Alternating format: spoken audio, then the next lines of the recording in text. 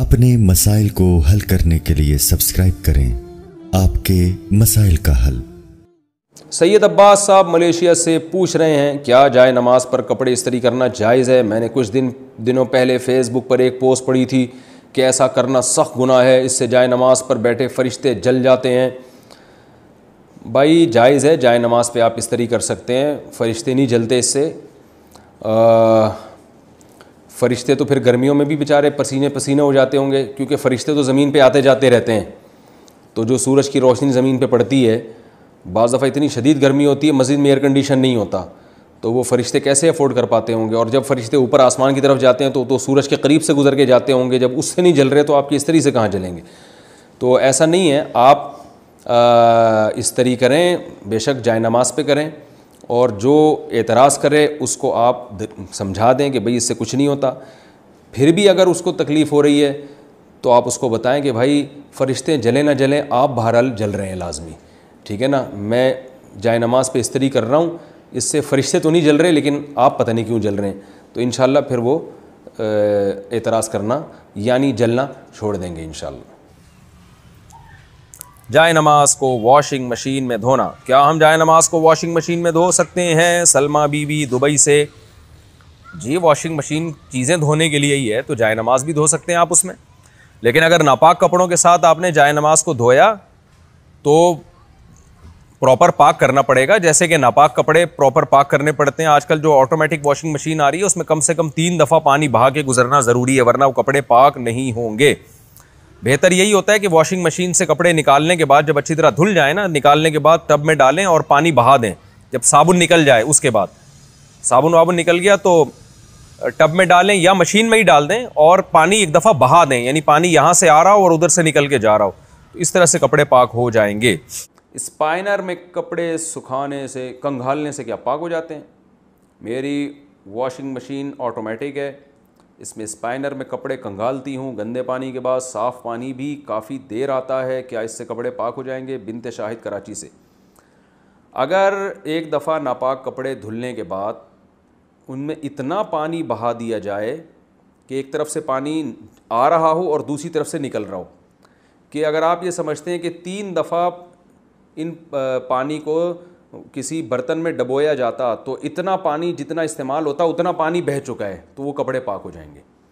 लेकिन जो मशीनें ऑटोमेटिक आ रही हैं, मेरी मालूमात के मुताबिक उसमें ऐसा होता नहीं है, यानी पानी बहता नहीं है, बल्कि होता ये है कि एक दफ़ा पानी पूरा भरता है, उसमें कपड़े साफ़ होते हैं, फिर दोबारा पानी भरता है और वो पानी निकलता है, फिर तीसरी दफ़ा पानी भरता है, वो निकल जाता है। तो इस तरह से कपड़े पाक नहीं होते, क्योंकि उसकी वजह यह है कि अभी कपड़े जब एक दफ़ा जब धुले हैं तो कपड़े नापाक होते हैं, तो कम से कम 3 दफ़ा उनको पानी में कंघालना ज़रूरी है। तो 3 के बजाय वो 2 दफ़ा कंघाले जाते हैं। तो इसलिए बेहतर यही है कि जब मशीन ने 2 दफ़ा कंघाल दिए तो एक दफ़ा आप ख़ुद कंघाल लें, या तो ये काम कर लें या ये कर लें कि जारी करें पानी को। जारी का मतलब पाइप लगाएं, इधर से पानी आ रहा हो और उधर से निकल रहा हो, तो जब इतना पानी निकल जाएगा जिसमें आपको अंदाज़ा हो कि कपड़े पाक हो गए, तो कपड़े इंशाल्लाह पाक हो जाएंगे। नापाक कपड़े को मशीन में डालने से पहले क्या धोना ज़रूरी है? मर्द हजरात को जो एहतलाम होता है, अगर वो कपड़ा हम डायरेक्ट ऑटोमेटिक मशीन में डाल दें तो क्या वो कपड़ा पाक हो जाएगा, या पहले इस नापाक कपड़े को अलग से धोना होगा फिर मशीन में डालना होगा? देखो, ऑटोमेटिक मशीन अगर 3 दफ़ा धो के पानी निकाल देती है तो फिर तो कपड़ा पाक हो जाएगा। तो और अगर 3 दफ़ा धोने के प्रोसेस से नहीं गुजरती, यानी पूरा पानी आए उसमें अच्छी तरह धोए पानी निकले, फिर दोबारा पानी आए अच्छी तरह धोए फिर निकले, फिर तीसरी दफ़ा पानी आए अच्छी तरह धोए फिर निकले, तो 3 दफ़ा अगर ये प्रोसेस हो रहा है तो फिर तो कपड़ा पाक हो जाएगा। 3 दफ़ा ये अमल नहीं हो रहा तो फिर कपड़ा पाक नहीं होगा।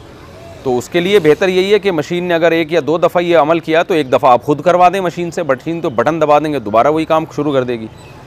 या फिर आप मशीन में पानी भर के पाइप निकाल दें, वहाँ से पानी निकल जाएगा, तो ये प्रोसेस तीसरी दफ़ा धोने का आप खुद कर लेंगे। लेकिन ये ज़रूरी है कि नजासत के असरात ख़त्म हो जाएं। तो यानी अगर वो निशान फिर भी मोटा निशान लगा हुआ है उसके अंदर गंदगी का, तो फिर कपड़ा पाक नहीं होगा। तो उसको रगड़ना भी ज़रूरी है ताकि वो निशान हट जाए। हाँ, रगड़ने के बावजूद भी हट नहीं रहा तो फिर पाक है। बहुत ज़्यादा भी वहमियों की तरह ना रगड़ना शुरू कर दें, तो मर्दों के जो कपड़ों पे नापाकी लग जाती है ना, तो एक दफ़ा उसको बस एक दफ़ा रगड़ दें अच्छी तरीके से, अगर वो निशान दूर हो जाए ठीक है, नहीं दूर हो तो वो माफ़ है। लेकिन वहमी लोग जब ये मसला सुनते हैं तो वो सुबह से लेके जो कपड़ा रगड़ना शुरू करते हैं वो फिर मर जाते हैं, उनको बस वहम उनका ख़त्म नहीं होता। तो बस हल्का फुल्का सा एक दफ़ा एहतियातन रगड़ दिया बस काफ़ी है। निशान चला गया ठीक है, नहीं चला गया तो भी ठीक है। और अगर बग़ैर रगड़े ही निशान चला गया तो नूरुल अला नूर, सुभान अल्लाह। टब से नहाएं तो इससे क्या हम वज़ू कर सकते हैं?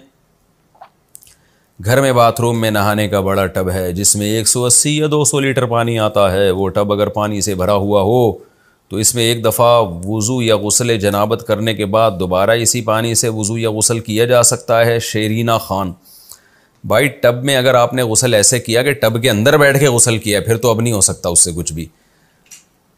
तो हाँ, अगर टब से ऐसे पानी ले लेके अपने ऊपर डालते रहे हैं जैसे मग्गे से, जो तमीज़ से इसी तरह ही नहाया जाता है कि टब के अंदर बैठ के नहीं नहाया जाता, बल्कि टब से पानी लेके जो है वो अपने ऊपर डाल रहे हैं, तो फिर तो उस टब से आप उन्हें गुस्ल भी किया, जो पानी बच जाए वज़ू भी करें या पहले वज़ू कर लें। वैसे गुस्ल के बाद वज़ू की ज़रूरत नहीं होती, लेकिन सुन्नत गुस्ल यही है कि पहले वज़ू करें फिर गुस्ल करें। और अगर जारी टब है उसके अंदर बैठ गए और नलका खोल के पानी उससे निकल के जा रहा है, आप नहा रहे हैं और पानी बह रहा है, तो फिर उसमें गुस्ल भी जायज़ है और उसी में वज़ू भी जायज़ है। बाल्टी में कपड़े कैसे पाक करें? बाल्टी में नापाक कपड़े पाक करने का तरीका बता दें। नीज़ अगर नजासत मालूम ना हो कि कहाँ लगी हो, ना निशान हो, तो क्या हुक्म होगा? इरफान शकूर दुबई से। देखो, पहले जहाँ नजासत लगी है उस जगह को धो के साफ़ करें, और अगर पता ही नहीं चल रहा तो अंदाज़े से धो लें कि इस जगह शायद लगी हुई हो। अंदाज़े से भी धो लेंगे, अल्लाह कबूल कर लेगा इंशाअल्लाह। बाकी ये कि बाल्टियों में पानी, बाल्टी में तो जब कपड़े डाले जाएं उनको अच्छी तरह रगड़ा जाए और फिर कम से कम 3 दफ़ा, जब पहले यानी जब थोड़ा साबुन निकल गया ना उसके बाद कम से कम 3 दफ़ा बाल्टी में कपड़ा डाल के नया पानी लेके निचोड़ा जाए।